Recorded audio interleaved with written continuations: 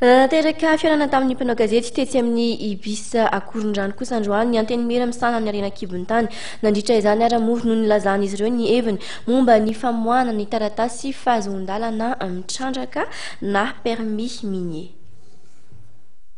Mitaky ny tokony hamoahana ny taratasy fahazon-dalana hitrandraka na permis minier ny anteny mera misana ny arena kibon-tany na ny chambre des mines. Araka ny fanazavana dia maro ny orinasa misana fitrandrahana arena kibon-tany izay efa nanao fikarohana teto Madagasikara ny alohan'ny sy ny tetezamita kanefa hatreto dia mbola tsy afaka manao fitrandrahana ary misy amin'ireo orinasa aza no voatery mampitsahatra ny asany na nanena mpiasa tao aminy. Miasa ny arena kibon-tany eto Madagasikara dia miandry no permis dôdôly. Exception no misy azo isaina amin'ny ratsan-tanana ireo exception ireo eo amin'ny 10 na 9 na azo ny permis any fa ny ambony société miasa amin'ny arena kibon-tany zany dia samy miandry ny permis any dôdôly.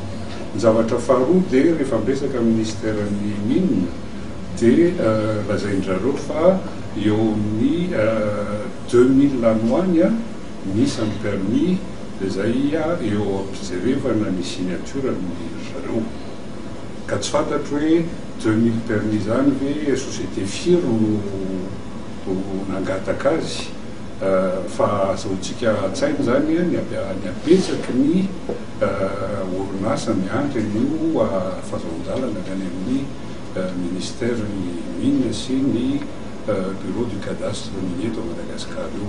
No mariany teo anivon'ny anteny mera misana ny arena kibon-tany fa ireo fahazon-dalana ho an'ny orinasa izay efa niasa sy nanao fikarohana teto amintsika ataona maro ary ny alohan'ny tetezamita no angatahan'izy ireo ny famoahana azy.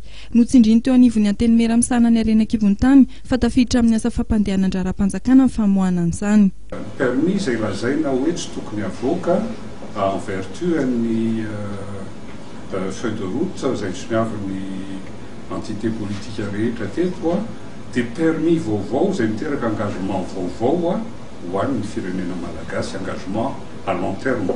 Izay tsy tokony azon'ny gouvernement actuel zany ho soniavina kanefa le permis izay angatahanay hoe ho avoaka satria efa elo orinasa ireo teto dia karazana traitement na affaire courante ihany routine le izy satria orinasa efa teo hatramin'izay no manohy ny asany fa tsy miteraka engagement vaovao ho an'ny fanjakana malagasy mihitsy. Ny anteny mera misana fitrandrahana arena kibon-tany izay ahitana mpikambana 720 amin'izao fotoana izao ka 120 amin'ireo no orinasa mpitrandraka arena kibon-tany. Anisan'izany Rio Tinto QMM, ny Ambatovia Madagasikara SA, Toliara Sands. Ny 7 Desembre ho avy izao dia isy ny atrik'asa izay arahan'ny anteny mera misana ny arena kibon-tany sy ny ministera arena kibon-tany. Ny fahaiza-mitantana ny sehatry ny arena kibon-tany eto Madagasikara ny loha hevitra dunia no anatin'izany ary andraisan'ireo mpisehatra miankina amin'ny fanjakana na tsy avy eto an-toerana sy avy any ivelany anjara.